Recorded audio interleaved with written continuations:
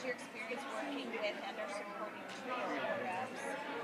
How will data impact your decisions as president? Okay.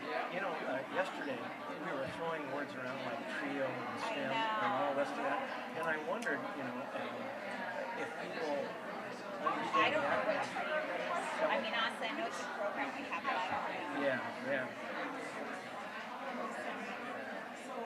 So who would know that? Yeah, is this for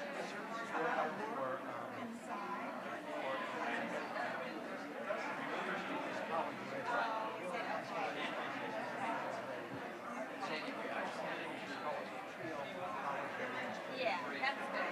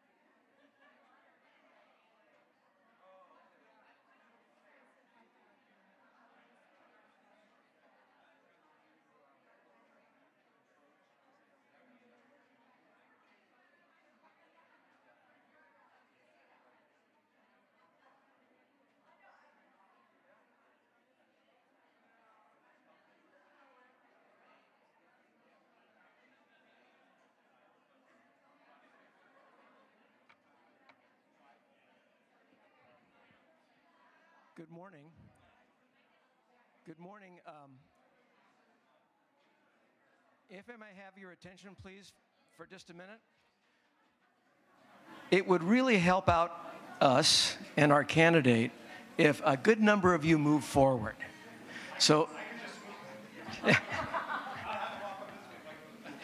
yeah, so if you are comfortable, please move forward, if you will. And we'll begin in about another minute.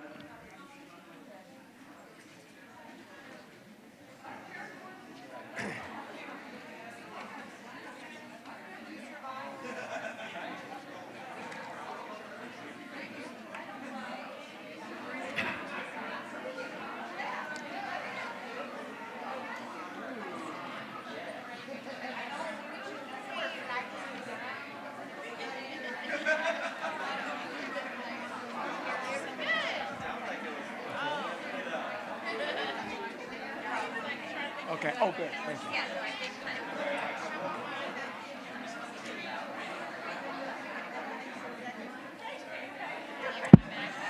Very good.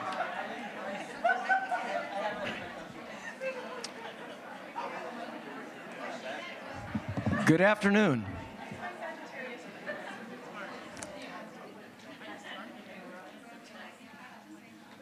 Thank you, and welcome to the second day's presidential forum associated with our governing board selection for the next leader of Pasadena City College. My name is Dean Colley, and I'll be your moderator for today. Our firm, PPL Incorporated, has assisted your search and selection process over the last 6 months. Our candidate this afternoon is Dr. Arturo Reyes, a finalist selected by our college's search committee and our governing board. We thank our candidate, as well as both groups, for their thoughtful and diligent commitment to these important processes. As you entered this afternoon, you should have had access to a one-page document addressing both a brief summary of Dr. Reyes's background, as well as a feedback form on the back of it. So if you did not receive one of these as you came in and you would like one, please raise your hand and we'll make sure that you receive one.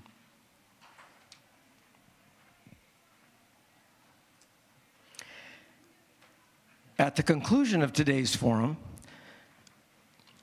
please use this feedback form to identify your perception of Dr. Reyes's strengths, any concerns, and your overall opinion regarding serving as our next superintendent president. We will have representatives from the Human Resources Office at our exit doors to collect those forms. These forms will be compiled for each finalist candidate and reviewed by members of our governing board as they engage in their deliberations regarding which finalist candidate will be our next superintendent president. The format for today's 50-minute forum will be the following. We will begin with our finalist candidate providing responses to 2 introductory questions, which I will ask. This should take about 10 minutes. We then will engage in a 35-minute question and answer dialogue based upon questions from you, which should be written legibly on 4x6 cards that you should have had available to you as you entered. If you need a 4x6 card, would you please raise your hand? Okay, we'll try and get some cards to you. Please note that the questions that you write on these cards must be relevant to the position for which we are seeking our finalist. We will end with a 5-minute period when Dr. Reyes will be provided the opportunity for a closing statement. So let's begin with our introductory questions if Dr. Reyes is ready. Okay. And I'll ask both of them together. Given the qualifications and characteristics we seek in our next superintendent president, as well as institutional strengths and challenges we face, would you please briefly describe your background and how that suggests propensity for success in this critical leadership position?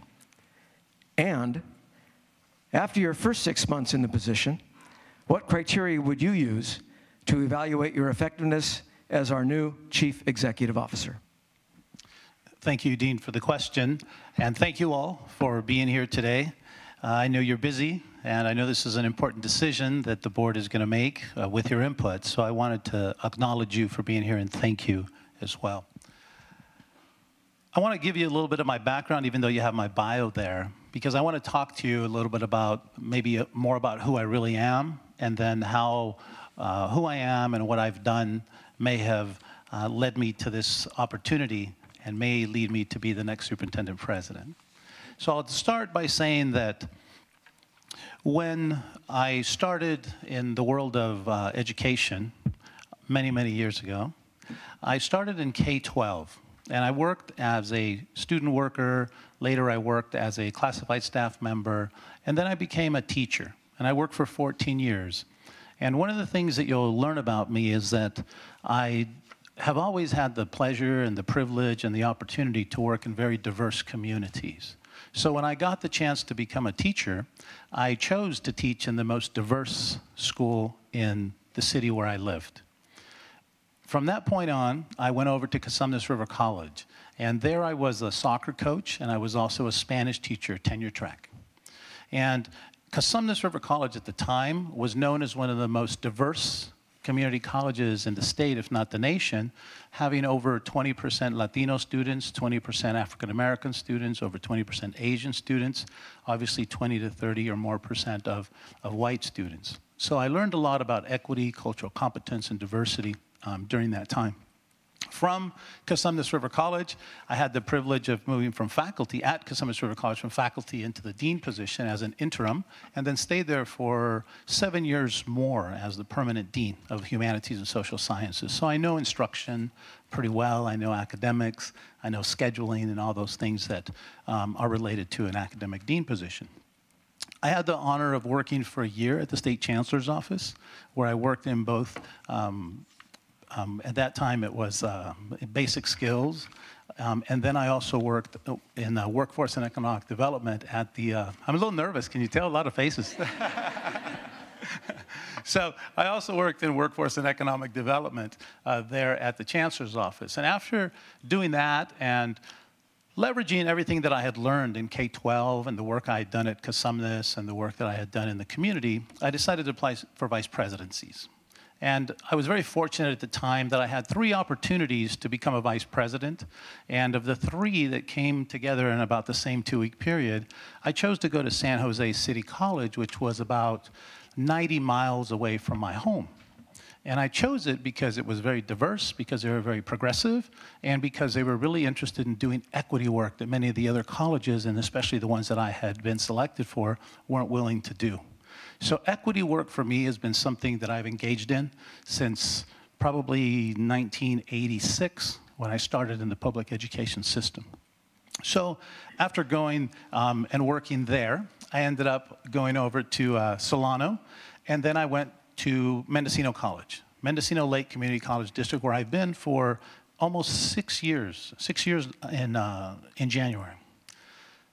I'm very proud and of everything we've been able to do at Mendocino Lake Community College District, and I'm very happy. I'll be very honest with you, I'm very happy at Mendocino Lake Community College District. It's a great community. My family loves it. And we were able to do some things that I think may reflect on some of the things you've done here or you may want to do here.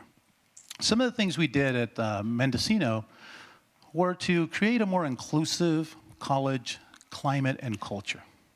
We included Native students that weren't attending college at the percentage that they were in the population. We increased Latinos at the community college from about 17 and 18% to 34 now. We went out and made some real significant connections with the Native community, and we created programs that served them on their tribal properties. So we've done those few things. We also became a Hispanic serving institution. We reached out to the federal government and we were awarded a grant. We were able to implement that. We created what we call a Dreamer Center, a center where our first-year institute students can go. We created a safe space. And so we've done quite a few things. In the community, just so you know, in the community, I'm very involved on all the advisories and boards that you should be. I joined Rotary. I'm now the president of Rotary in my community. So we've done quite a few things in Mendocino. I only say that because I think that some of that reflects what you want to do or what you may want to do here in Pasadena. So the question also asks, you know, I think in a certain way, what attracted me to Pasadena? And I don't need to tell you that Pasadena is an exceptional institution, but what attracted me most about Pasadena City College was a couple of things. One, that it's a multicultural campus. There's a lot of diversity. You value the diversity, you cherish it, and you're working to be more inclusive.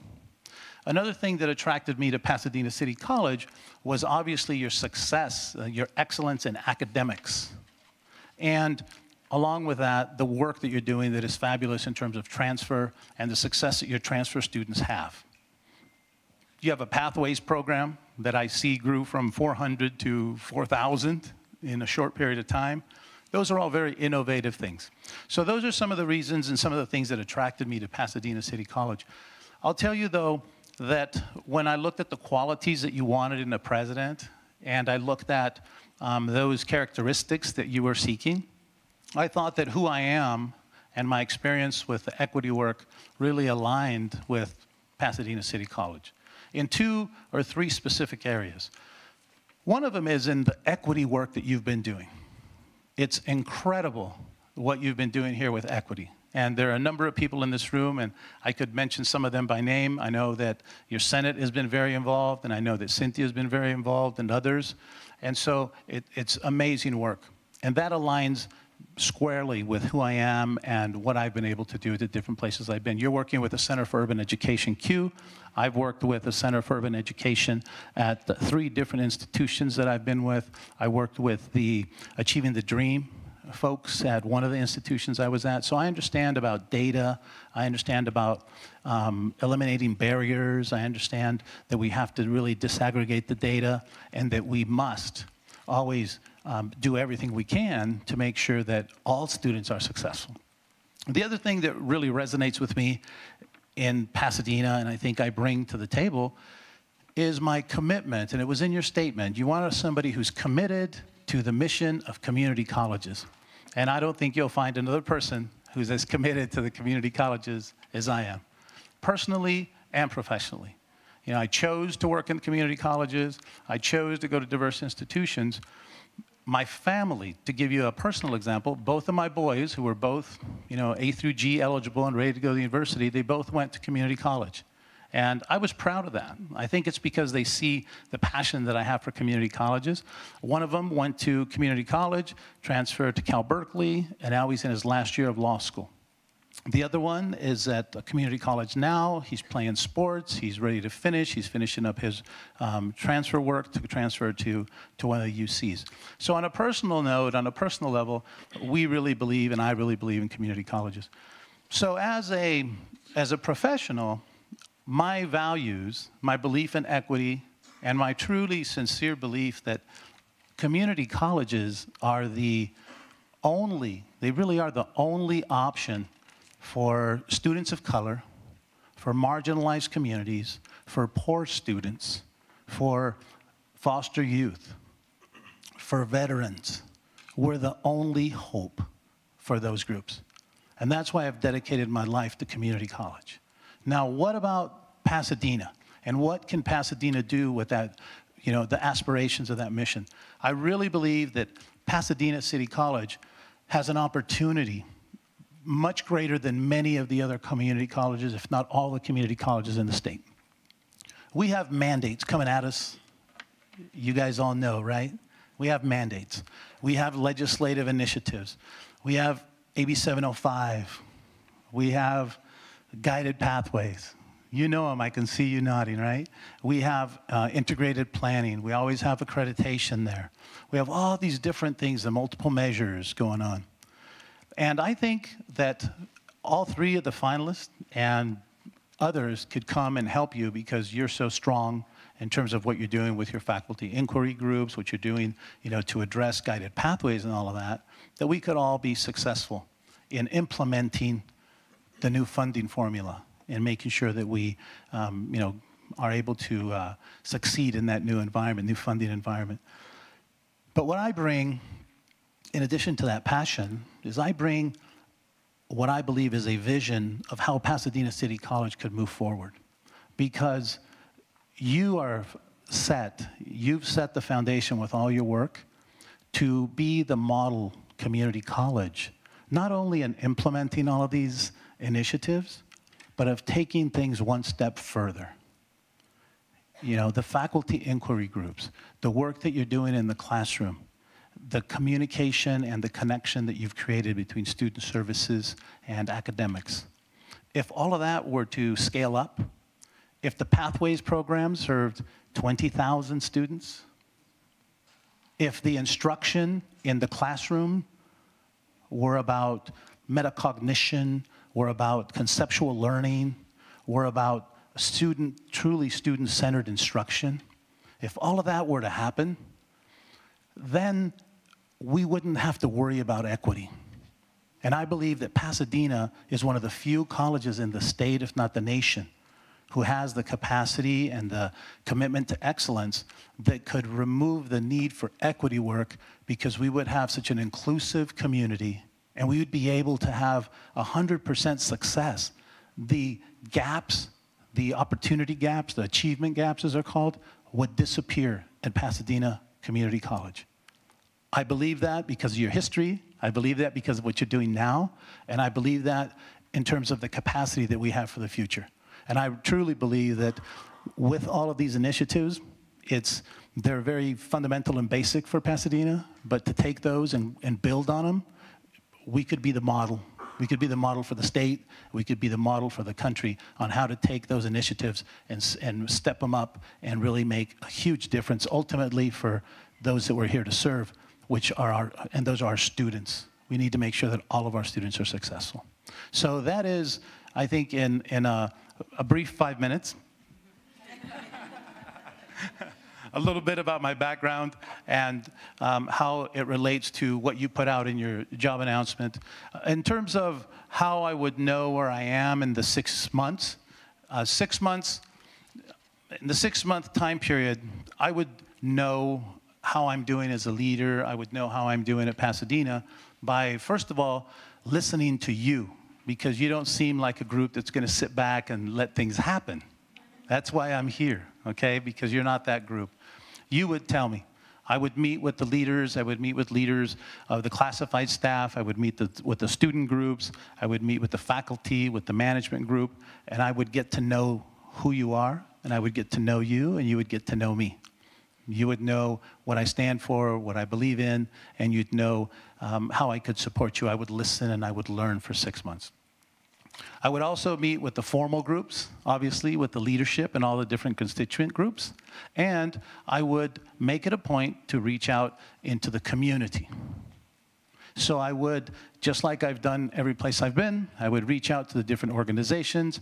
I would work with my board, and I would work with you so that you would help me to prioritize who I should connect with in the community to help Pasadena City College.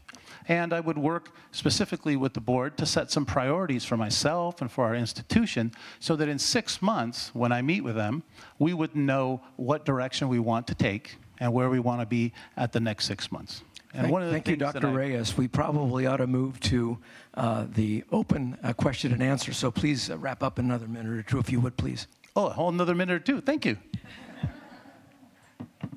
So I guess I'll just leave it there and just say that it would be a matter of reaching out, listening, and also looking. The last thing I'll add to that is looking at all of our plans, looking at our strategic plan, looking at our ed plan, our obviously work that we've done and are continuing to do on accreditation, and then making sure that we look at our tech plan, facilities plan, and see where we are with those documents, those living documents.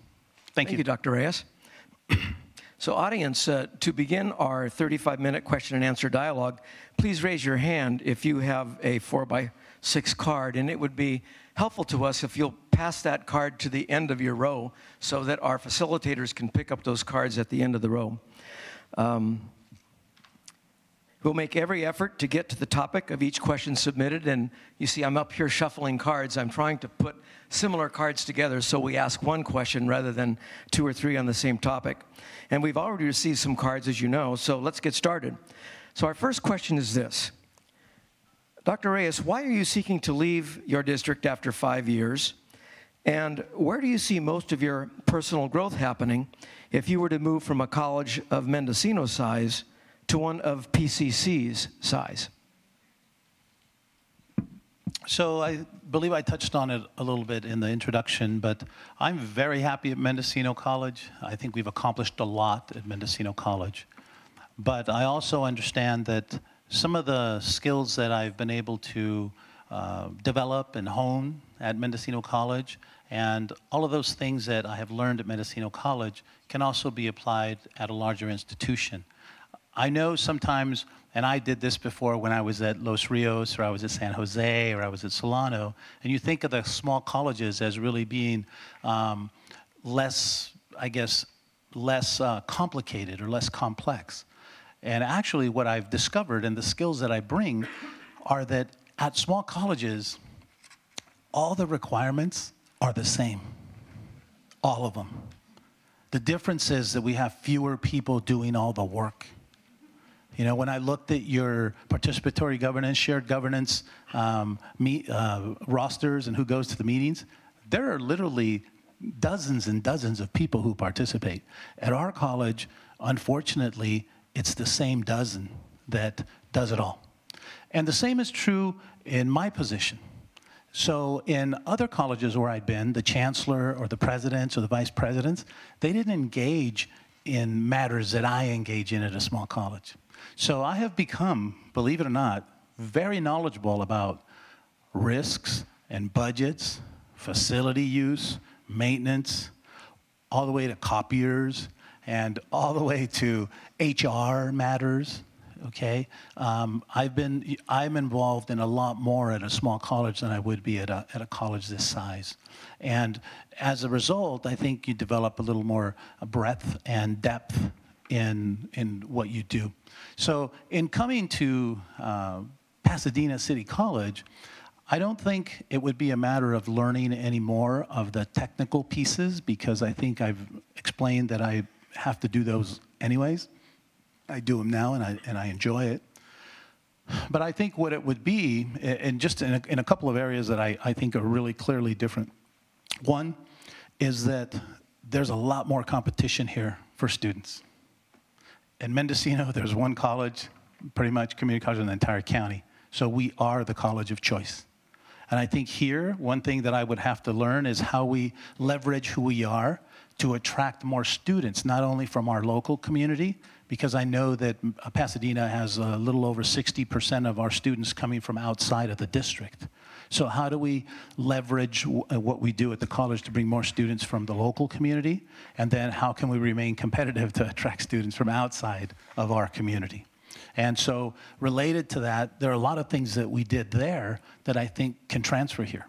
For example, at every high school in our county, and it's a huge county, in every high school in our county, we have a relationship. And that relationship has led to classes being offered either in the bell schedule or outside the bell schedule. And it's also opened up dual enrollment opportunities. We've also created a middle college. So those kind of things, I think, are applicable here. I don't know if we have those type of relationships with all of the courses, or if that's something that we want to do. But if we did want to go in that direction, enrollments would increase, but not only would enrollments increase, but the relationship with those students would grow, so that when they were seniors and looking for a place to go, they would already have Pasadena City College, an application, and they'd be our students, and we could reach out to them. In San Jose, one of the things that we did was have every junior in the district, the K-12 district, apply to San Jose City College. And then we could contact them, and our numbers went up because we were familiar to them. And they didn't think of the other choice. They thought of us as the first college, the college of choice. So that would be something that would be applicable as well. Thank you. If hired, what is your vision for this college in the next 3 to 5 years as it relates to staff, students, and the college?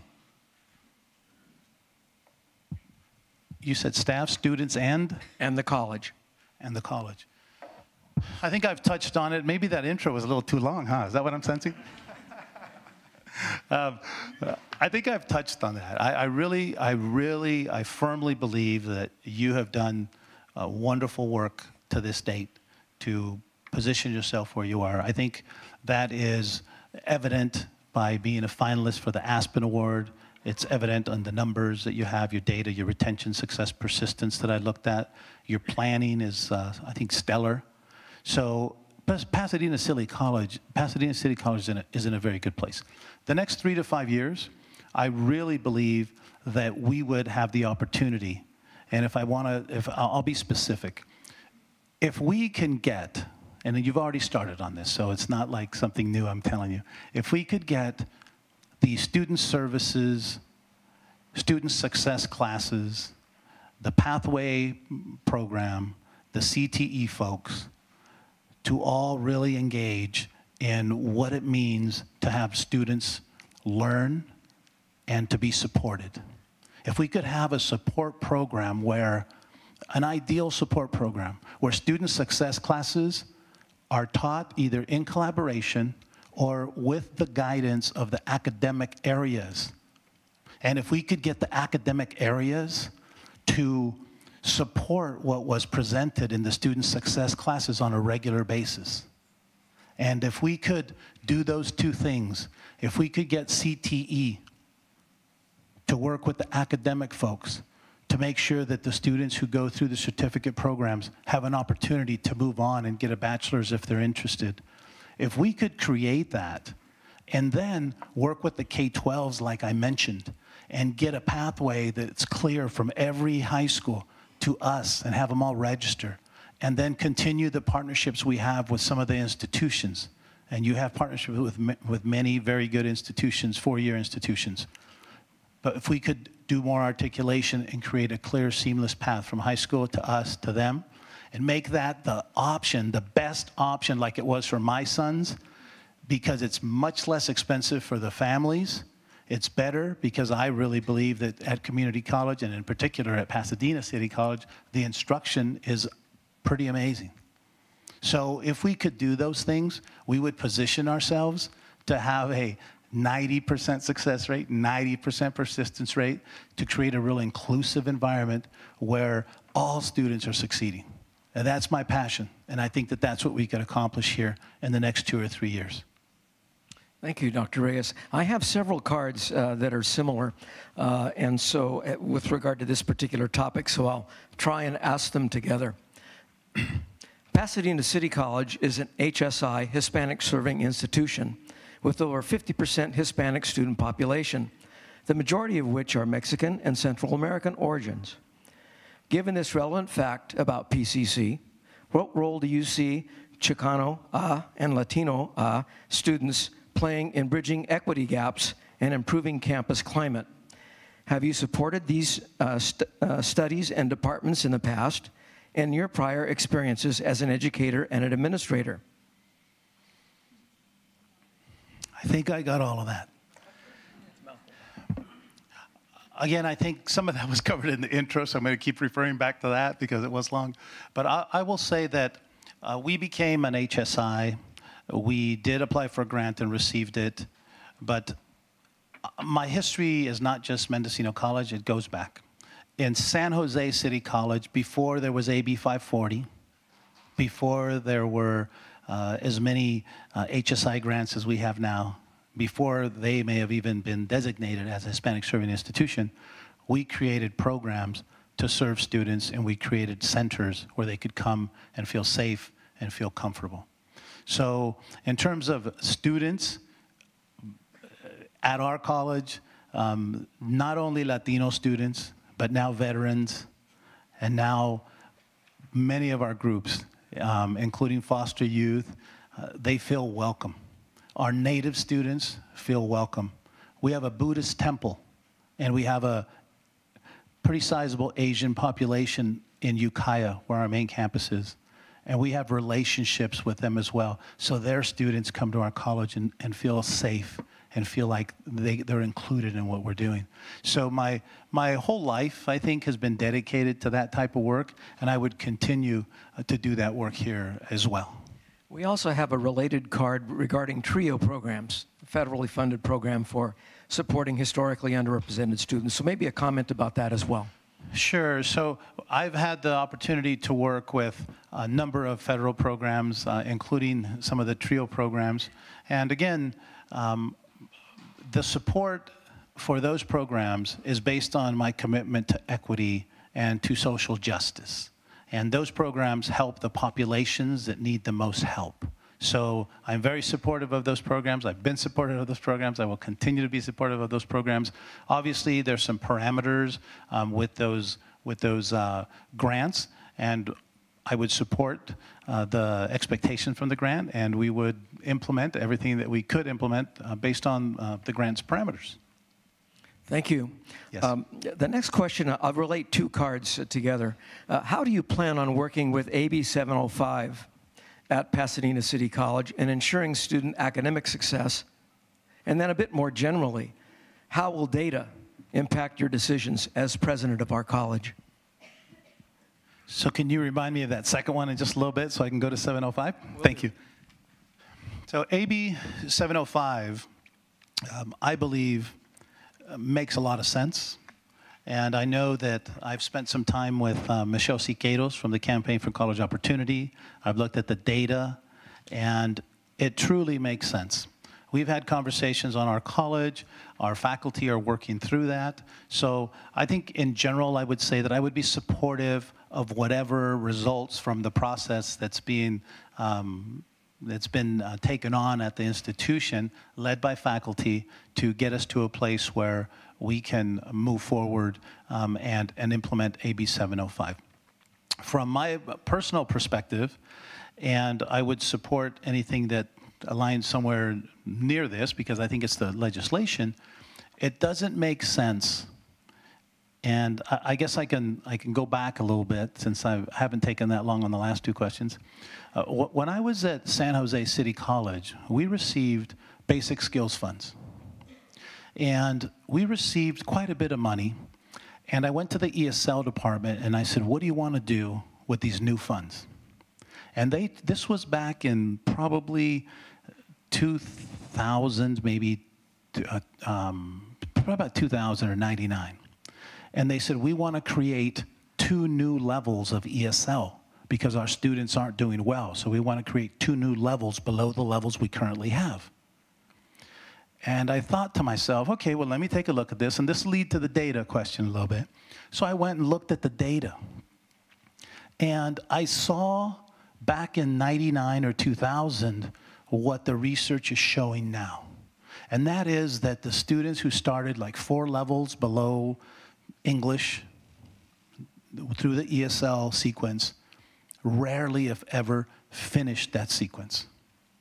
And because of that, I said to the ESL faculty, so your students are succeeding like at a 20% rate every year, and so you want to add 2 more barriers, that's 20% less every year.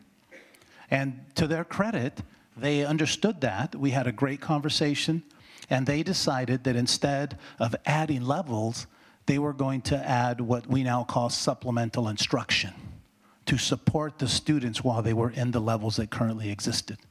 Now, I think that AB 705 is taking us one step further, and it aligns squarely with our equity work. It's the expectation that every student has the capacity to learn. You know, I'd applied for a job probably 10, 15 years ago, and the woman said, what can you tell me about deficit thinking? And how does it impact instruction? And I was taken aback at that point because I hadn't learned what I know now, and I hadn't thought about the data, and I hadn't done a lot of work in critical race theory. And I said, well, here's what I know. And I'm from Mexico. My parents are from Mexico. I said, there are people in Mexico in a small village who don't have a schoolhouse, and they meet under a tree, and that teacher cares, and she teaches them things that are relevant to what they know, and they succeed and they learn. So when you talk about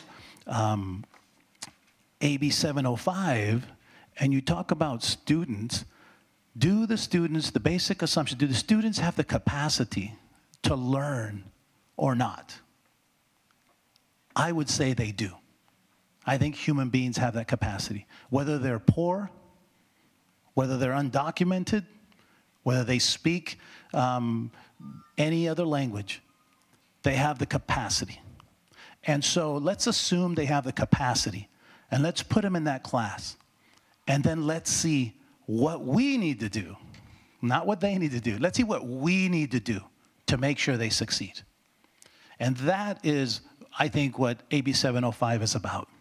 It's about assuming individuals can learn, and it's also asking us, what are you doing? What are you going to do that's going to make them learn? Because just like I mentioned earlier, AB 705 is a legislation, it's a law, it's a regulation, it's what we're going to implement. But what's Pasadena going to do about it? Implement it and then wait and see what happens? No.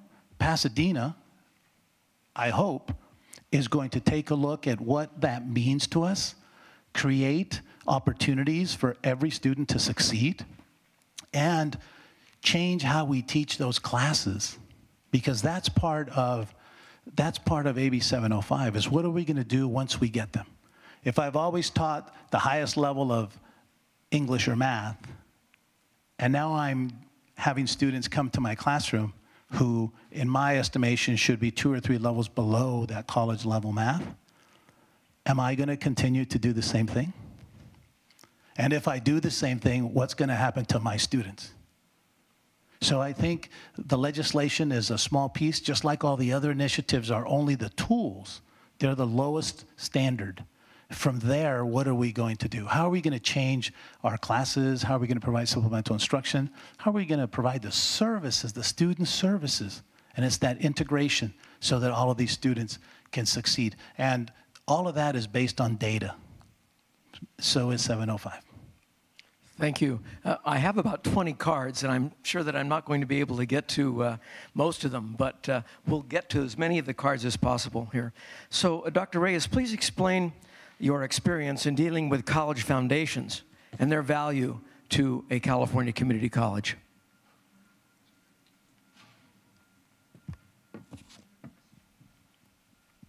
So I've had the opportunity to work at a number of colleges, and every foundation is different.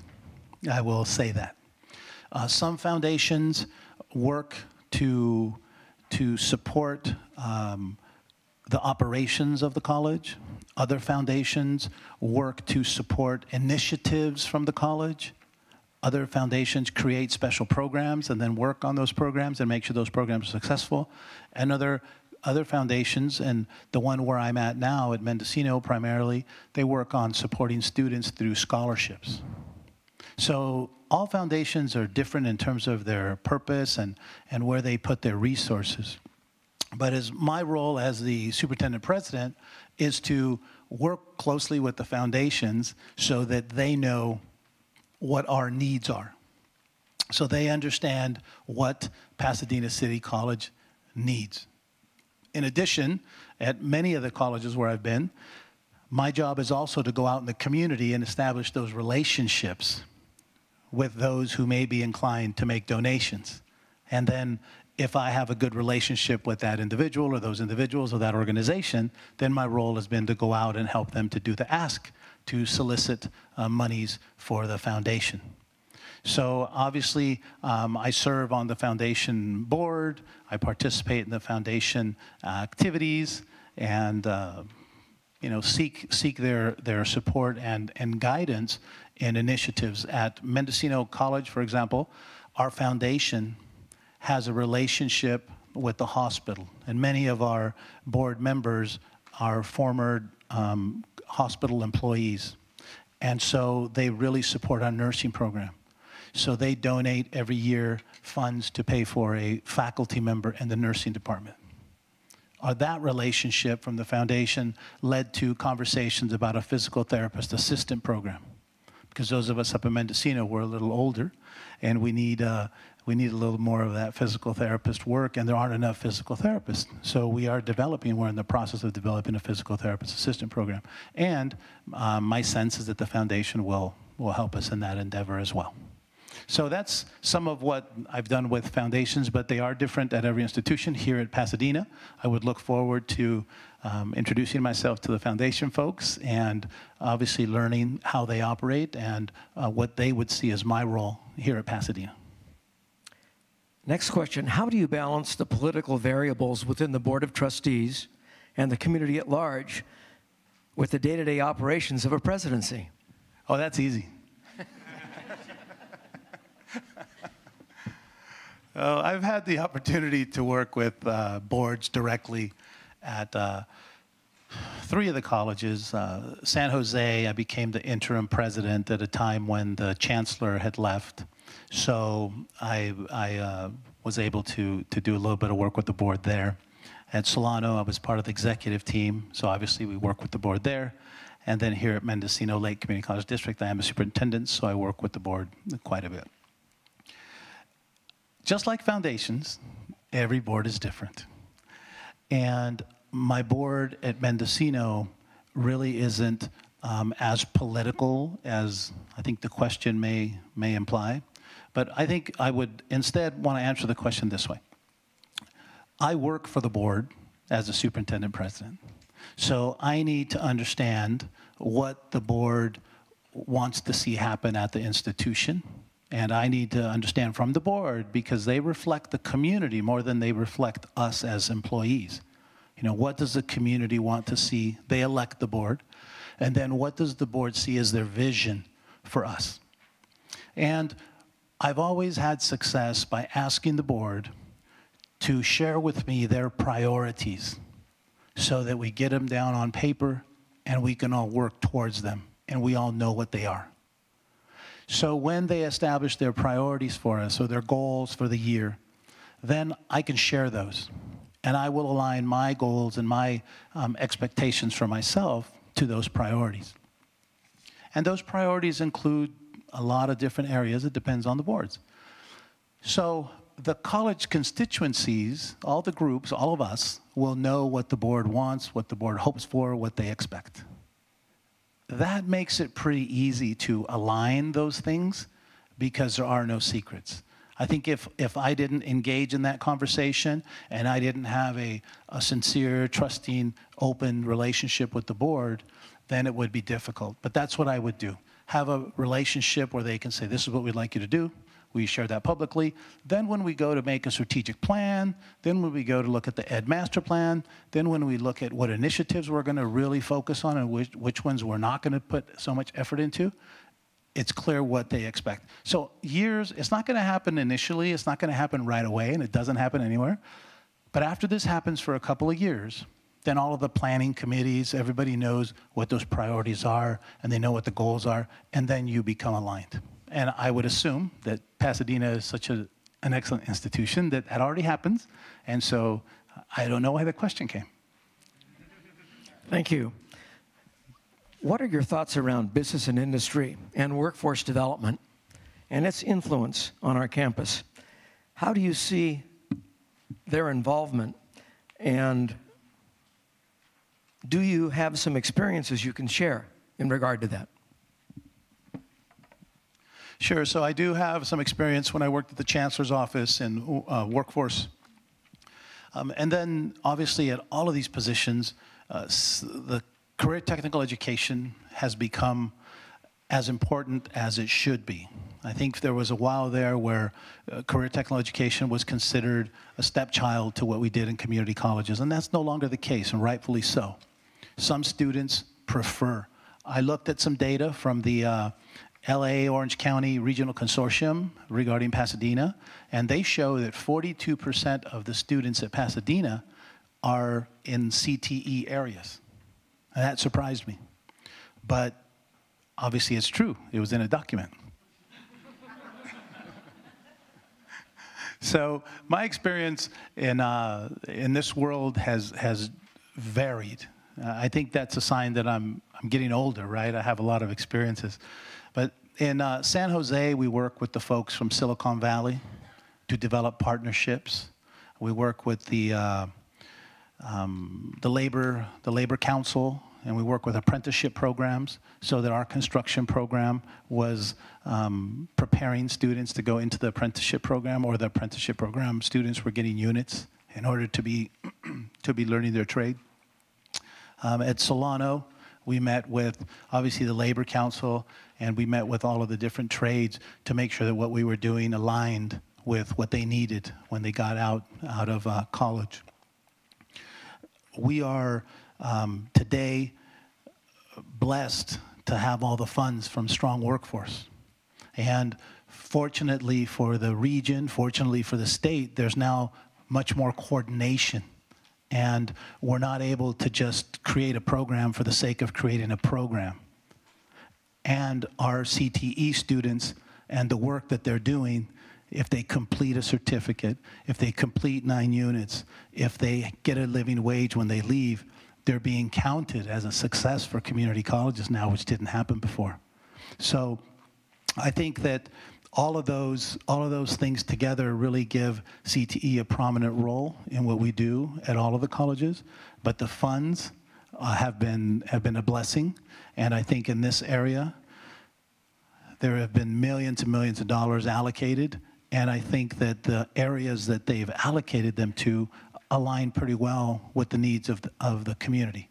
So they're looking at life sciences, biosciences, entertainment, I think in this area, as well as a couple of other areas. So I think we're in a good place. I have a lot of experience with CTE programs, and I support them fully. I think they're a critical part of our mission as a community college.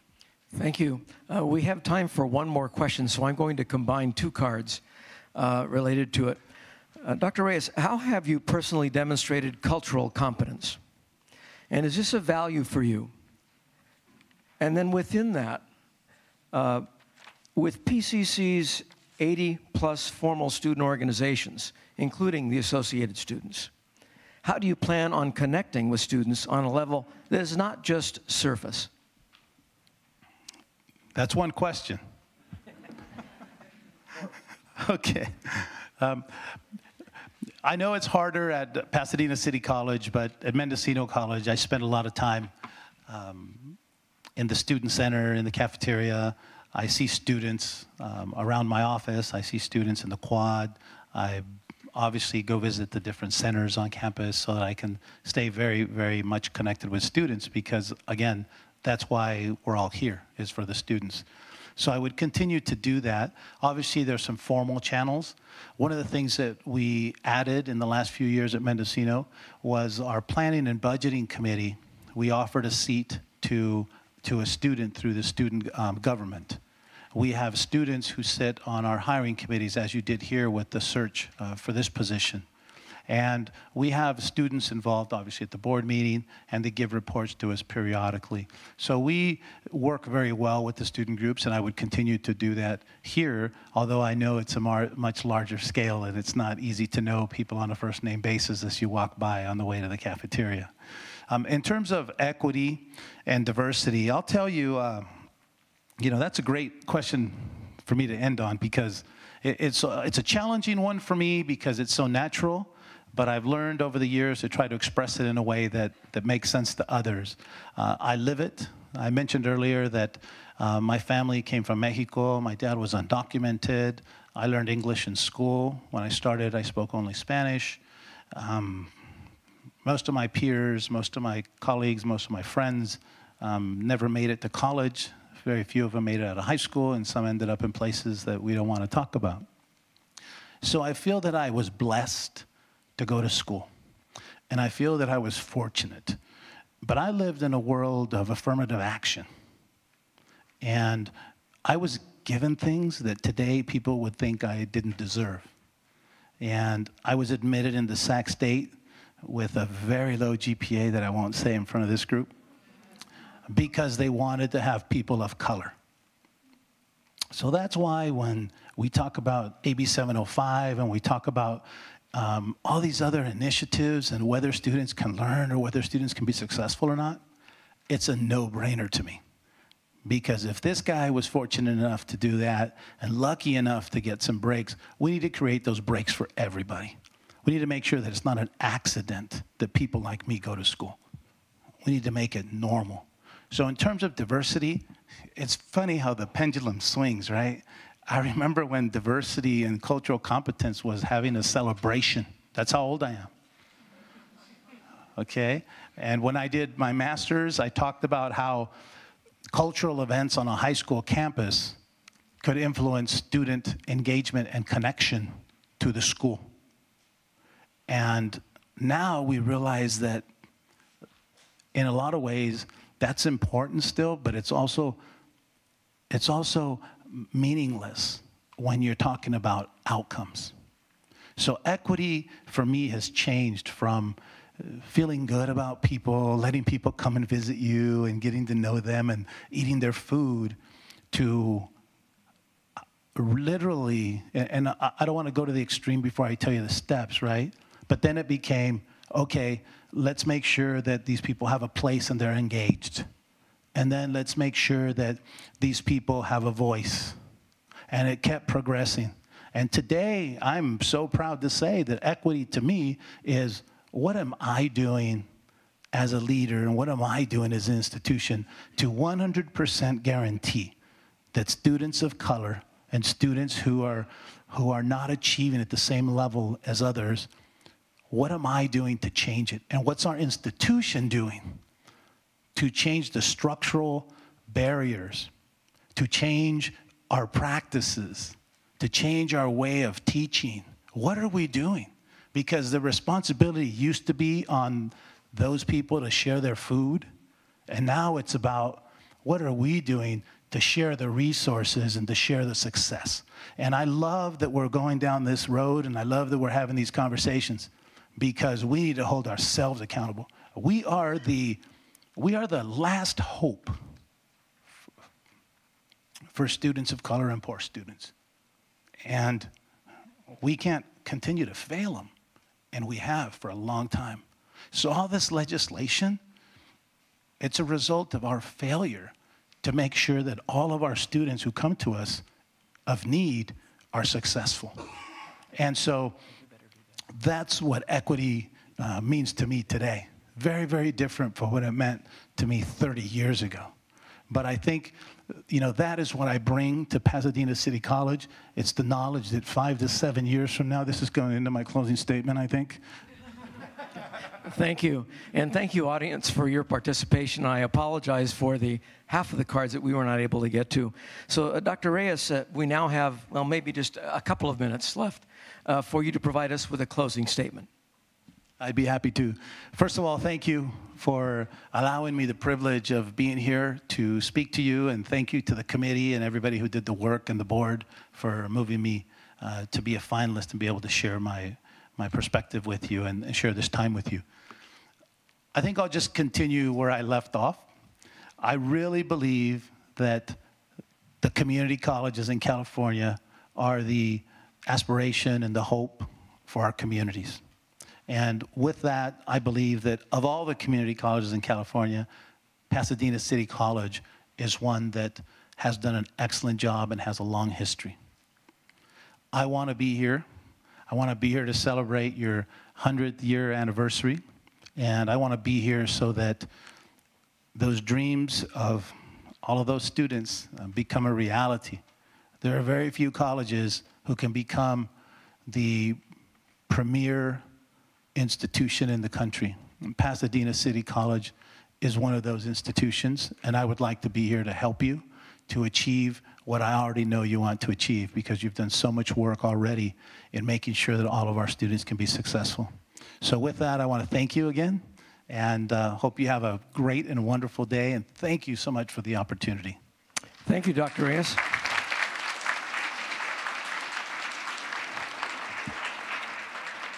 And thank you, audience, once again for participating in our forum. Facilitators will be near the exits to the room to collect your feedback forms. As we've indicated in earlier announcements, there'll be another forum this evening at 5:30 in this room.